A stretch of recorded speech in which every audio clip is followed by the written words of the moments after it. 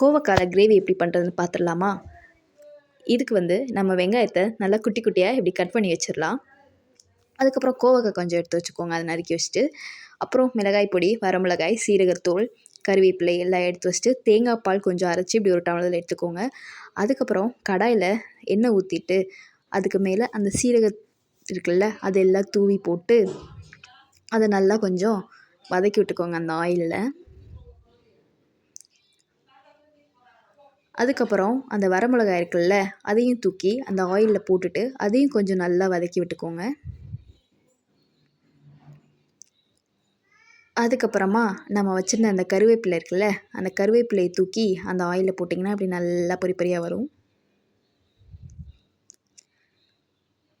இதுக்கப்புறம் நம்ம நறுக்கி வச்சுருந்த அந்த பெரிய வெங்காயத்தை போட்டு அதையும் நல்லா வதக்கி விட்டுருங்க. வதக்கி விட்டு ஒரு 5 நிமிஷம் கழித்து பார்த்தீங்கன்னா அந்த வெங்காயம் நல்லா இந்த பதத்துக்கு வரும். அதுக்கப்புறம் நம்ம நறுக்கி வச்சு அந்த கோவக்காயை தூக்கி அதில் போட்டுடலாம்.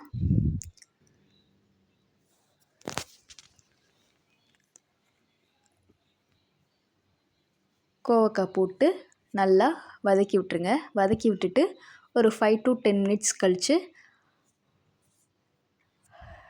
நம்ம பார்க்கலாம். கோவக்காய் அந்த மாதிரி ஓரளவுக்கு வெந்து வந்துருச்சு. இதுக்கப்புறம் நம்ம வச்சுருந்த மிளகாய் பொடி இருக்குல்ல அதை ஆட் பண்ணிடலாம். மிளகாய் பொடியை ஆட் பண்ணிக்கோங்க. ஆட் பண்ணிவிட்டு நல்லா அந்த மிளகாய் பொடியை எல்லா இடத்துலையும் படர்ற மாதிரி அப்படியே வதக்கி விட்டுக்கோங்க. வதக்கி விட்டுட்டு கொஞ்சமாக மஞ்சத்தூள் ஆட் பண்ணிக்கோங்க. அதுக்கப்புறம் கொஞ்சமாக அல்லது தேவையான அளவு உப்பு ஆட் பண்ணிக்கோங்க. இந்த மாதிரி எல்லாம் ஆட் பண்ணதுக்கப்புறம் நல்லா வதக்கி விட்டுக்கோங்க. வதக்கி விட்டாச்சா?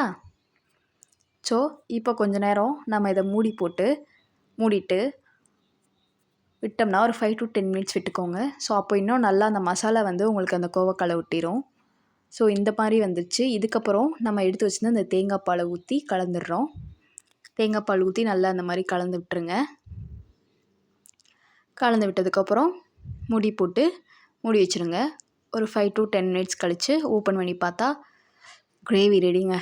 செம்மையாக வந்திருக்கு. ஸோ சாப்பிட்டு பார்த்தேன், நீங்களும் ட்ரை பண்ணி பாருங்கள், சூப்பராக இருக்கும்.